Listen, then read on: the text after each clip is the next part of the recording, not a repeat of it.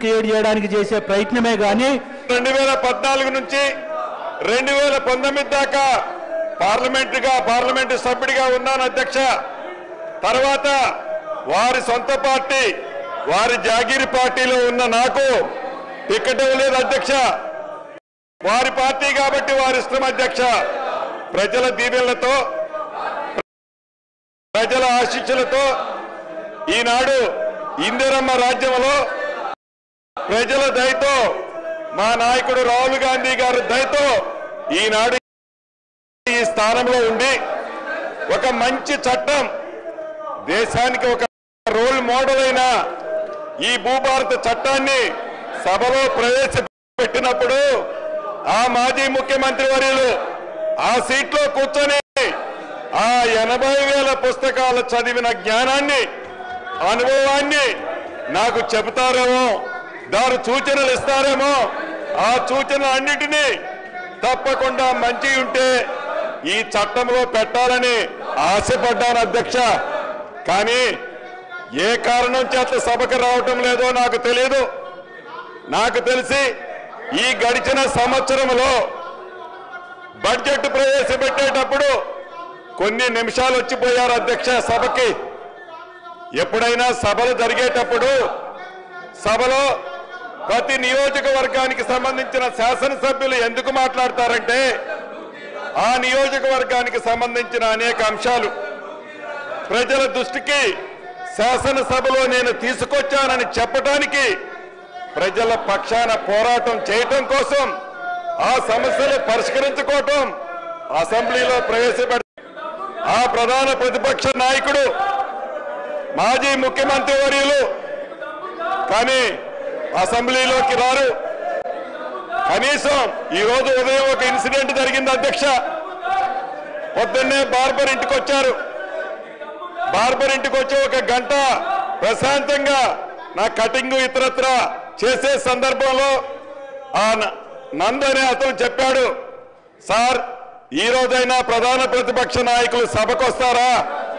మీరేదైతే అమూల్యమైన bill భూభారత bill పెడుతున్నారో ఆ బిల్లులో ఆ నాయకులు ఏమన్నా మంచి సూచనలు ఇస్తారా అని బార్బర్ నన్ను అడగటం జరిగింది అధ్యక్ష. అంటే వారిని అభిమానించే వాళ్ళు వందల్లోనో పదుల్లోనో వేలల్లోనో ఈ రాష్ట్రంలో ఉంటారు. ఈ రాష్ట్రానికి ప్రధాన ప్రతిపక్ష నాయకుడిగా ఉన్న ఆనాటి ముఖ్యమంత్రి గారు సభకు రాకపోవటం సభను అవమానించినట్లా, లేకుంటే తెలంగాణ ప్రజలను అవమానించినట్లా?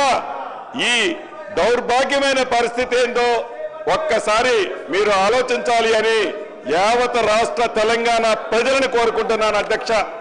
అంతేకాదు అధ్యక్ష, ధరణితో నష్టపోయి ఇబ్బందులు పడుతున్న సామాన్య ప్రజలకి ఒక వరముల ఇందిరమ్మ రాజ్యంలో ఈ భూభారత బిల్లుని ప్రవేశపెడుతుంటే ఒక దొర కోసం, ఒక దొర మీద వారు చేసిన తప్పులని విచారించే దాంట్లో భాగంగా కేసులు పెడితే ఆ కేసుల గురించి ఇక్కడ చర్చించాలని పట్టుబట్టడం చాలా దురదృష్టకరం అధ్యక్ష.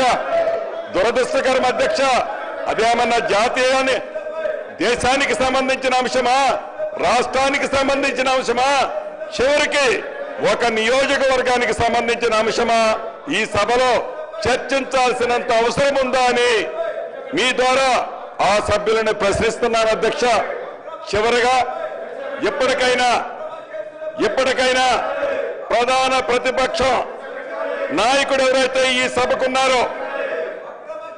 సభకున్నారో యావత్ తెలంగాణ ప్రజలు ఎదురు చూస్తున్నారు. ఈ సభలోకి వస్తారని, ఈ అమూల్యమైన బిల్లు, వెరీ వెరీ ఇంపార్టెంట్ అయిన బిల్లు, ఈ భూభారత బిల్లులో పాలు పంచుకుంటారని, మంచి సూచనలు ఇస్తారని ఎదురు చూశాం. దురదృష్టకరం, వారు ఇక్కడికి రాకపోవటం దురదృష్టకరం. ఉన్నవాళ్ళు ఈ రకంగా గొడవలు చేయటం బాధాకరం అధ్యక్ష. చివరిగా నేను ఒకటే చెప్తున్నాను, 2 సార్లు కర్రు కాల్చి ఈ తెలంగాణ ప్రజలు మీకు బుద్ధి చెబితే ఇంకా ఇంగిత జ్ఞానము లేకుండా ఆలోచన లేకుండా చేసిన తప్పులు సరిదిద్దుకోకుండా మంచి చట్టాలు తెస్తుంటే మద్దతు తెలపకుండా వక్ర బుద్ధితో కుక్క తోకర వంకరగా ఇంకా పాత తరహాలోనే ఏవైతే మీరు ఈ కార్యక్రమాలు చేస్తున్నారో తెలంగాణ ప్రజలు హర్షించరు. అందుట్లో ముఖ్యంగా ఇందిరమ్మ రాజ్యంలోని ఈ ప్రజలు ఎట్టి పరిస్థితుల్లో మీ ఈ చిల్లర వేషాలు క్షమించరు అని ఈ వేదిక ద్వారా తమకు తెలుపుతూ నేను ముగిస్తున్నాను అధ్యక్ష.